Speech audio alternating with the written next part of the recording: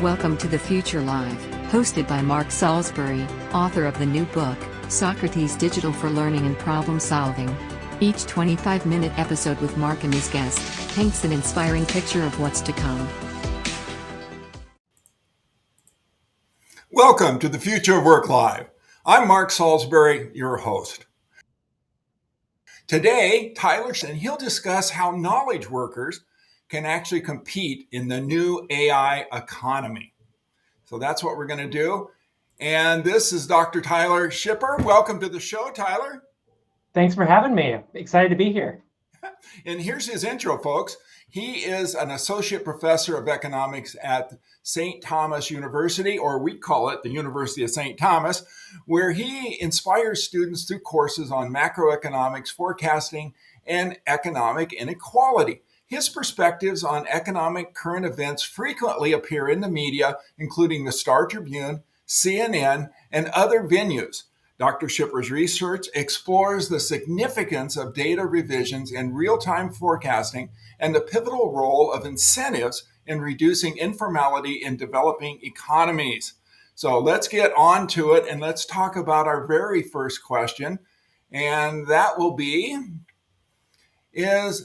how will AI, do you think, will affect different workers in a different way than previous technologies?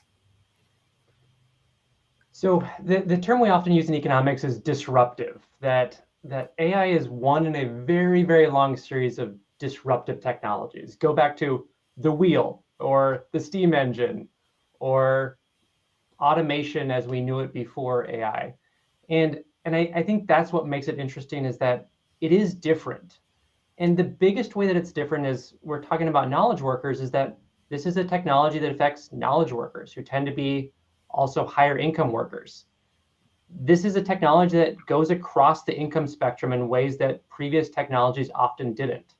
The wheel made jobs easier for day laborers, for instance, and automation often took away those repetitive tasks, where this is a technology that's often going to show up in a college professor's job or our students' jobs in the business world or people that went and got their MBAs. And there's been a bunch of great research out there already. There's an economist at MIT, Daron Acemoglu, who has this graph in a new working paper I've just been staring at because it's color-coded, which makes it fun. But it's like exposure to AI and then the income distribution and education. So it's got this 3 dimensions to it.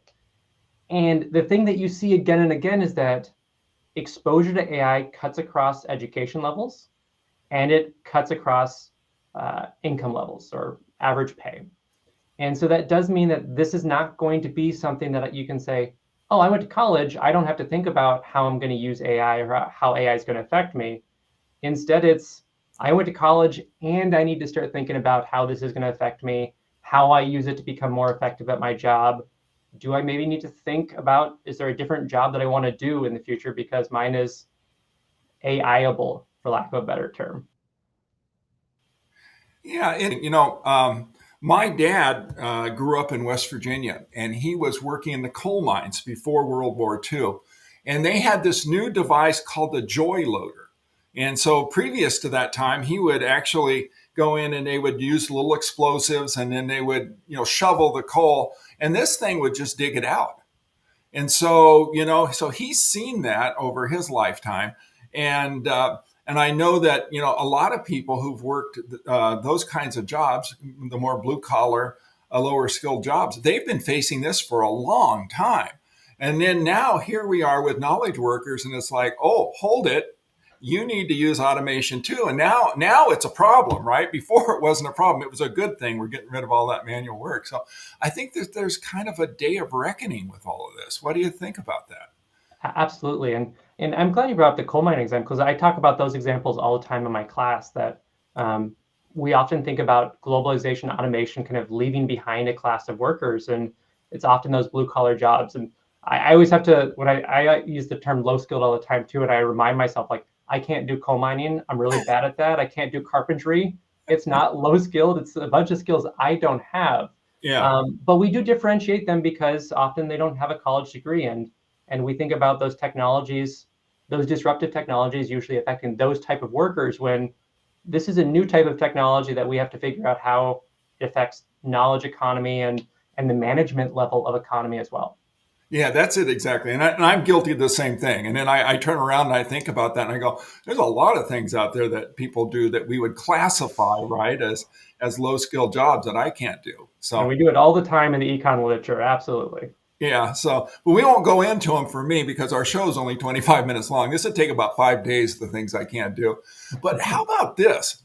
There's some economists like David, author, who's, and I misspoke that because I'm trying to do more than one thing at a time, Otter, who's actually very optimistic about AI. Can you tell us a little about that? Yeah, and we're going to connect back to the coal mining example because David Otter, so he's the other half of the Future for Work initiative at MIT with Daron Acemoglu. And he's really spent this career, like an illustrious career, documenting kind of the hollowing out of the working class in the United States through globalization and automation. And so somebody like your dad that had to adjust to coal mining in West Virginia, that's who David Otter would have been studying. Yeah. Not exactly the thing of optimism about the future of work, yet here he is with AI and he's optimistic about it. And so these are not his words, my words. I think it's because he thinks that AI has the ability to democratize decision making. That if you think about who gets paid the most in the workforce, it's the people with knowledge that are using that knowledge and leveraging it to make decisions. And one thing that AI can do is say, it doesn't matter if you didn't graduate from college, you can use AI to gather a lot of that same knowledge. You have the same knowledge base to make a decision now, and we can democratize that decision making. And so his main argument is that people that were sufficiently categorized as lower skilled, we'll go back to that term, now can make decisions much like management could before. And that has the potential to tip the scales back in favor of those workers that maybe were replaced in previous iterations of automation. Yeah, and I think one of the things that our little conversation here shows that things are changing, and it's actually changing our concept of work. You know, I mean, this whole idea of low skill kind of goes away, and what do we call that, right? And so it is very interesting. And if I remember, I read a little thing in the news paper, and you and I chatted about it at one time, is that, you know, he was saying that this might be a step into the middle class for some jobs that have been pushed down for a number of decades now. Absolutely. And I think a lot of the way economists are thinking is that there's the uncertainty about to what extent is AI a technology that's going to substitute for labor versus to the extent that it complements labor. And his argument is more about that complementary aspect, that even for workers that don't have a knowledge degree, for instance, they have a lot of field-specific knowledge that they can make decisions if they have the right background that maybe AI can provide. And so there's lots of even high-skilled, high-knowledge type of roles in the economy. So I think of journalism because I do a lot of those interviews about the economy, and I think about journalism and the way that this is going to show up in journalism is that in some aspects, if you think about like personal finance articles, highly derivative in many cases, there's going to be a proliferation of those articles out there, and there's going to be some substitution of people writing those articles. At the same time, we can think about venues like the New York Times, where you can format the articles, you can come up with creative titles, you can do some of the writing and editing. That's great for AI. And it opens up more time to chase down the story, have more interviews. And it's that complementarity that I think is the valuable piece of AI that can kind of deepen our jobs, our connections with our jobs, deepen our engagement in our jobs. And hopefully that's the aspect of AI that seems to win out rather than too much of this replacement, which is what drives a lot of the anxiety around AI for workers. Yeah, that's interesting. And then one of the things too is, you know, we think about this facing it as a society, right? And I know there's a lot of fear and intrepidation about this, just for the things that we've talked about. But what policies, right, might help shape the evolution of AI and ultimately work? So the first policy, I think, is the kind of the dream policy and thinking big. If you go kind of back in time to the 2016 election, David Yang is the Democratic nominee for president, and he's talking about a plan called Universal Basic Income. Mm-hmm. And part of the selling point is that work would become less necessary in the future because of AI and machines. And people often scoffed at that. And here we are, like less than 10 years later, and we need to have more serious conversations about universal basic income and guaranteed basic income. And for people that aren't familiar, this means there's a monetary payment that gives you a basic standard of living. And right now, that's hard to imagine how we get to that politically, because it's the paying for it that's difficult. But if the gains from AI end up being large, because people are that much more productive, there might be additional gains that you could actually redistribute so that people can have that baseline level of living. And the really optimistic part is maybe we just need to work less. That maybe losing some jobs isn't necessarily bad when they redistribute, and we get to that mythical 4-day work week that you've seen in the news a lot as well. And I don't think that's bad. If in a future world we all still are more engaged with our jobs and we have to show up less, that seems like a recipe for happier lives. If we're all working a little bit less, we have a basic standard of living that's guaranteed because we've instituted good policies. That's a world that I can be optimistic at. It might be a moonshot, but I think it's possible. Well, that is interesting because, the studies that I've seen and what people talk about that are in your job is that we tend to be working more, putting in more hours than we used to. And so now with AI, we could actually, it doesn't take a lot of imagination to go, well, now we can work 100-hour weeks with AI, and it'll be like we're like 10 people.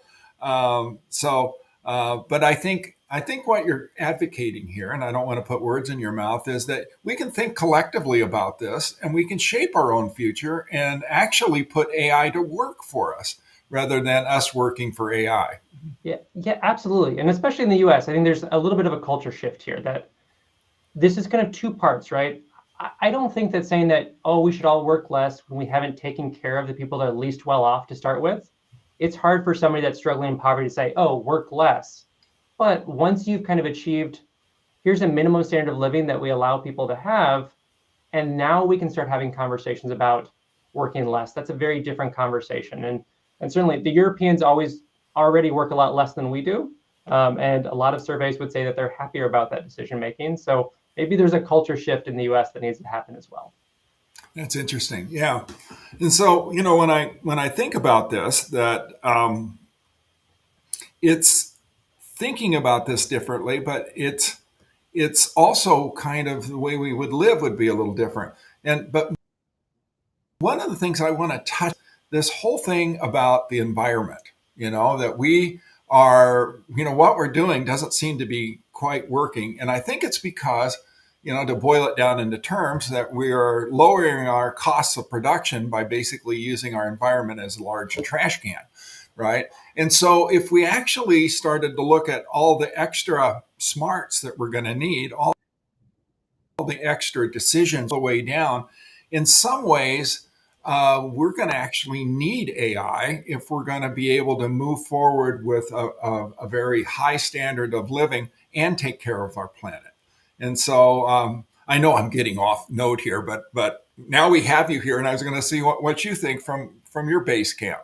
See, so what's funny is that you're not off note from what I had wanted to talk about, but I was trying to economize on time here, which is, so absolutely, I think that there's some optimization that AI can use to help us be more efficient and degrade the environment less.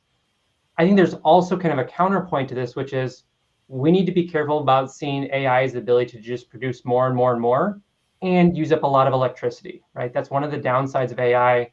And actually putting some of those caps on how much electrical usage can also ensure that there's still a role, due to this idea of in economics of comparative advantage, there's still a role for human work because we're going to deploy AI where it's most valuable rather than just where it's a little bit more valuable than human beings. And so that could be another policy to both make sure that we're using AI where it helps us prevent environmental harm, but also making sure that we don't allow it to just say, let's produce more and more and more and more, especially when that might not make us happier. That's supposed to be the goal of all this, is how do we live happier, healthier lives, not how do we accumulate more stuff.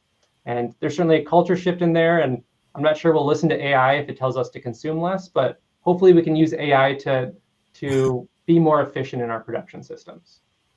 One of the things that always strikes me about new emerging technologies is that they give us a tremendous advantage in being able to do good. And yet there always is, because of who we are as human beings, there's always a number of us, and within us is we use technology to do things that are really harmful and the other people. And so I look at AI and I look at this and I go, yeah, I mean, this can be a really great way that we can improve our livelihood. We can actually improve, I think, with some personal AI, we can improve ourselves to a point that we would like ourselves better as human beings. But yet at the same time, we have something that can do great harm to other people, right? I mean, we have all these fake stories and all of these things that we can do with AI. And so I think the one thing that AI can't do is actually change the course of who we are as human beings. But I think what you're saying too is, and I'm talking too much here, is it can help us become really a better version of ourselves. Absolutely. And I think that this is some of the points that you were touching on there is part of the reason why I think I can find some optimism about AI, is that there's always the pessimistic side of me. I'm teaching an economic inequality class right now. And since the 1970s, we've seen income inequality continue to increase, largely driven by the top 1% of the income distribution. And it's been 50 years. We haven't really taken effective action to change that. And that's the pessimistic side. The optimistic side is that disruptive technologies like AI, they make the whole pie bigger. That's why they get utilized. Yeah. That there is more to go around. And so then it's a question of, can we make sure that everybody gets a fair slice? Or do we make sure the whole pie gets eaten by the billionaire class? And that's the worry.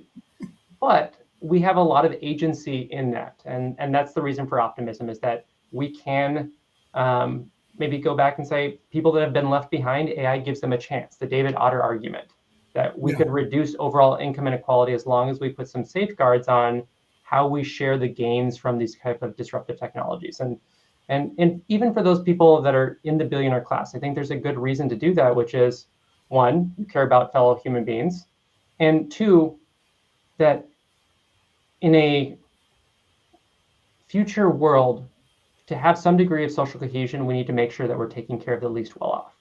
And that if you don't have that, you're not going to make your billions. And so hopefully there's an element of self-preservation in that if you want to maximize your own profits, you got to make sure that you bring enough people along with you. And that's I think my optimism here, is that I think AI can make the pie bigger and we can figure out ways to distribute it more fairly. Yeah, and then the other nightmare that I think about sometimes when I project into the future is we go back in time, if you will. I mean, I can see a billionaire basically buying up, hundreds of thousands of acres and basically creating their own city, and then bringing in people to service them. So they're kind of like some medieval kingdom, And I mean, that's the specter you can see if there isn't really kind of some thinking about this in a forward way, and how this can actually benefit all of us. Because I think most people would agree that the billionaire who owns their own kingdom would be great for that particular individual, but not so great maybe for the rest of us. So. And the ultimate irony is that many billionaires are not happy. And so maybe there's a large failing there as well. Okay, well, very good. Well, let's move on to you a little bit. I understand that you actually do kind of what we're doing right now, that you kind of consult on the state of the economy to a lot of companies and organizations. So you want to tell us a little bit about that aspect of what you do during the day? Absolutely. So during the pandemic, there was a lot of engagement with the economy. People wanted to know, how's the labor market looking, and what's the Fed going to do, and where are interest rates going to go? And so I started getting requests, hey, can you come talk about the economy? And something I've learned, certainly in my short time at St. Thomas, is if somebody's willing to pay you to come nerd out on what you love to talk about, you say yes. And so I said yes a lot. I'm known for saying yes. And so that's what I do. I get to go out and I get to talk about the markets and how they might be affecting people's businesses or industries. And those often are conversations which I enjoy. And that's the second part, which is I get great fodder to bring back to my classroom to make the economy real for my students. And that's the other part of, yes, I nerd out on it, but I also get to bring something back to St. Thomas, and I appreciate those conversations.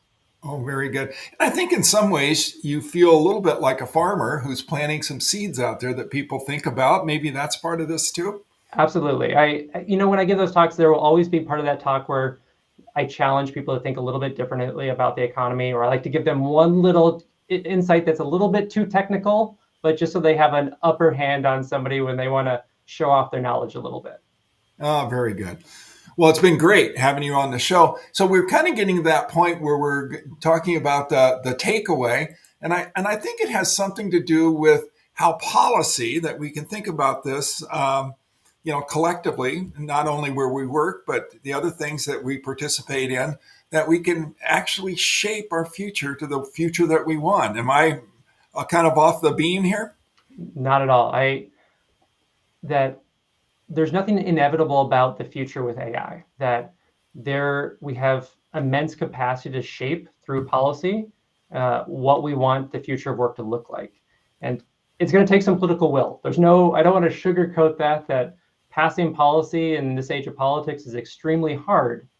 But if we want AI to be a force for good and to provide for people like work maybe doesn't right now, we can do that through policy. It just will take a lot of good, hard, old-fashioned work. Oh, very good. And I think that ties up our show for right now. And so I really appreciate you saying yes to our show and being on today. And so thanks a lot. And for you folks out there, thanks for watching.